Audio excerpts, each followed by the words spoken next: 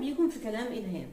طبعا كلنا الحياة ضغط علينا وفرمانة يعني، وبنواجه كتير صعوبات في أيامنا العادية اللي بنعيشها كل يوم، لكن عندنا وسائل حلوة جدا ممكن تخلينا نواجه الضغوط دي وتخليها تعدي كده بدون ما تدوس علينا وتفرمنا تحتها وتسفلتنا في الأرض. يعني هنتكلم عن حاجتين النهاردة منهم مهمين قوي.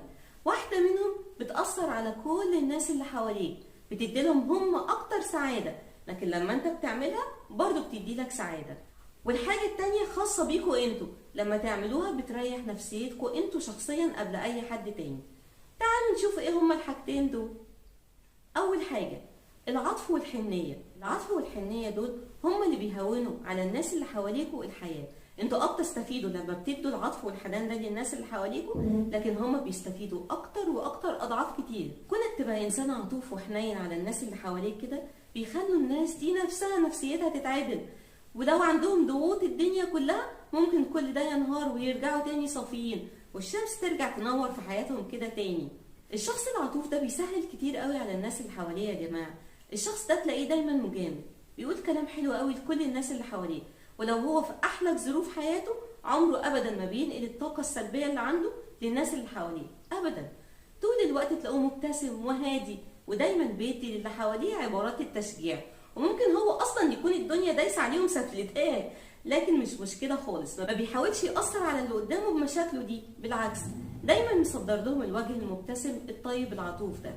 اي حد يلجأ ليه علشان يحل له مشكلته، ولو هو عنده مشاكل الدنيا كلها بيسيب كل ده وينفضه ويرميه ورا ظهره ويقعد معاه ويحل له مشاكله، وبيسمع بمنتهى الانصات ولا كأنه عنده مشاكل خالص، لدرجة ان الناس اللي بتيجي عشان تشتكي له دي فعلا بيفتكروا ان هو ما عندهوش مشكلة، وان هو بيستغربوا انت ازاي دايما صافي وهادي كده.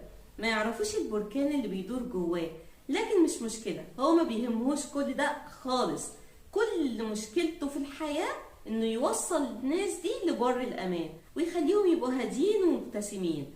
مشكلته في الحياة انه عاوز يرسم ابتسامة على وش كل الناس اللي حواليه، مش عاوز ابدا حد يكون تعيس ولا مهموم. شغلانة صعبة قوي دي بس ممكنة، وانا شخصيا اعرف كتير من الناس دي، الناس الجميلة من جواها دي اللي بتشع بهجة كده حواليكوا في المكان. واكيد انتوا كمان قابلتوا ناس من الاشخاص دي حواليكوا برضو. طيب هسمع حد دلوقتي بيقول طب وانا هستفاد ايه يعني لما اقعد اتعب نفسي كده عشان خاطر الناس؟ هو في حد يستاهل؟ لا والله في حد يستاهل كتير، وكمان انتوا هتستفادوا لما تعملوا كده. يا كنا نكسب اصدقاء كتير ويلتفوا حوالينا، هي دي حاجه هينه؟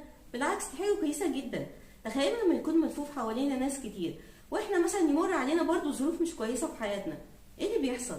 ما هو وجود الناس حوالينا دي بيخفف كتير جدا جدا من اي ظروف ممكن تحصل لنا. الانسان الوحيد اللي ما عندوش اصحاب كتير ده هو اكتر انسان بائس في الحياه، لكن اللي عنده ناس كتير بيحكوا لهم وبيحكوا له وبيقعدوا يتكلموا مع بعض وبيقابلوا بعض، ده انسان دايما نفسيته صافيه كده وظروفه النفسيه كويسه جدا. وبعدين الحب والعطف والحنان ببلاش، مش بفلوس خالص. واول ما ترشوا الحاجات دي حواليكوا كده للناس اللي عندكوا وحواليكوا في الحياه، دنيتكوا انتوا نفسكوا بتنور وتلاقوا النجوم كده ظهرت فيها وتبقى الدنيا زبادي في الخلاط يعني. يبقى بلاش نبخل بالمشاعر دي على الناس اللي حوالينا، لانها بتساعدهم وبتساعدنا احنا كمان. تاني حاجة بتساعدكم ان انتوا تتخطوا الصعاب اللي بتقابلكم في حياتكم هي الصبر.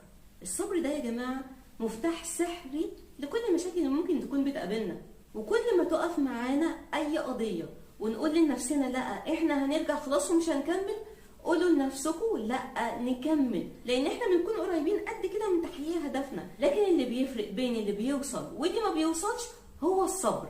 في واحد صبر على كل المصاعب اللي بتقابله وكمل الطريق ووصل لهدفه، وفي واحد تاني ما كانش عنده صبر وقال لا انا زهقت بقى ورجع بسرعة من نص الطريق. ده فقد كل حاجة، فقد الوقت اللي صرفه كتير قوي عشان يكمل في الهدف ده اللي هو اصلا ما كملهوش يعني، وقف في نص السكة.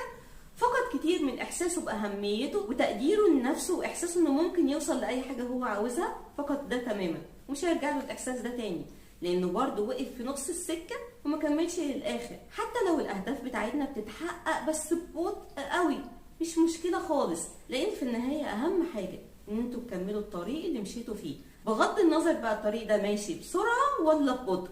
حتى لو ماشي ببطء كمل الطريق. مش مشكلة خالص ان الطريق ماشي ببطء وتحقيقك لهدفك ماشي بخطوات بطيئة قوي قوي قوي، لكن المهم هو الاستمرارية في السعي وراء الهدف اللي احنا عاوزينه ده اهم حاجة بالنسبة لنا. طالما احنا ماشيين في الطريق اكيد هنوصل، لكن لو زهقنا ورجعنا من وسط الطريق عمرنا ما هنوصل لحاجة، لا الهدف ده ولا اللي بعده، لان الكونسبت بتاعنا هو واحد، ان احنا ما عندناش طاقة، وان احنا عاوزين كل حاجة يا تتم بسرعة يا اما ما تتمش خالص.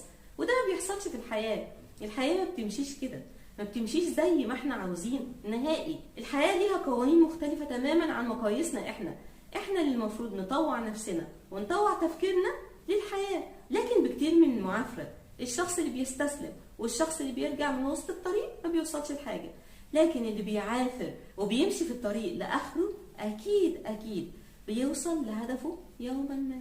واتمنى ان انا اكون فدتكم، واي حاجه قلتها دلوقتي نورت لاي حد فيكم اي لمبه كده في عقله وخليته يغير تفكير كان ممكن بيفكر فيه وما كانش موصله لهدفه. دلوقتي عرفنا ايه هما النقطتين اللي ممكن يوصلونا للهدوء النفسي ويخلونا نتخطى المشاكل بتاعتنا. اشوفكم في الحلقه الجايه من كلام الهام، وهنتكلم عن موضوع جديد. استنوني.